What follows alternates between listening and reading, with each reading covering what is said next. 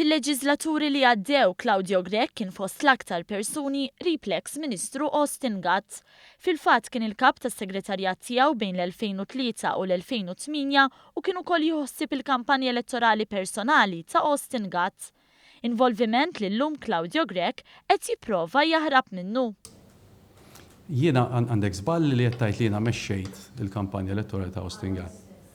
Jekk qalu, jiena ma jidhirlix li għalek. Iżda kien l-ex-Ministru Austin Gatt stess li konferma dan fil-Kumitat għal kontijiet pubbliċi. Ara, il-membri tas-segretarjat tiegħek f'xi mument kienu jieħdu ħsieb il-kampanja elettorali? Iva. Segretarju fit-2000 kien hemm Tony naħseb mis-Subbonici.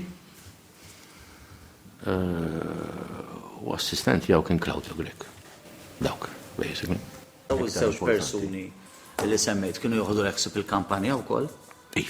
Il-kampanja elettorali ta' Austin Gatt kienet ikkaratterizzata b'donazzjoni ta' mill-inqas 2,000 euro minn George Farrugia, l-aġent Malti fiċ-ċentru tal-iskandlu taż-żejt.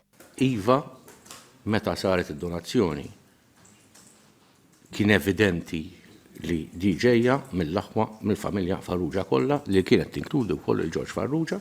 George Farrugia li eventwalment ingħata proklama mill-kabinett li kien jagħmel parti minnu Austin Gatt ta' wkoll sala fil-Ħamrun fejn l-ex-Ministru Austin Gatt kien jorganizza l-attivitajiet u jiltaqa' mal-kostitwenti waqt il-kampanja elettorali. Dan flimkien ma' karozzi li t-tim tal-kampanja ta' Gatt. Iżda f'konferenza tal-aħbarijiet fid-Dar Ċentrali, id-Deputat Nazzjonalista Claudio Grech ipprova jiddistakka ruħu billi ċaħat ukoll li qatt tirċieva xi ħaġa mingħand George Farrugia. Ilina laqat irċevejt donazzjonijiet la l-Austin Gatt u laqqas għalija. U laqat irċevejt postijiet la l-Austin Gatt u laqqas għalija. Mistoqsi kif jista' jkun kien imexxi l-attivitajiet tal-kampanja elettorali ta' Austin Gatt u ma jafx li George Farrugia kien ta' sala minn fejn isiru l-attivitajiet ta' Gatt, Claudio Grech wieġeb hekk. Mort fil-Valentine Hall bħalma jmorru ħafna nies oħrajn. Kont taf li proprjetà tiegħu imma. Ta' min? Ta' George Farrugia. Sa fejna fin il-Valentine Hall hija proprjetà tal-familja.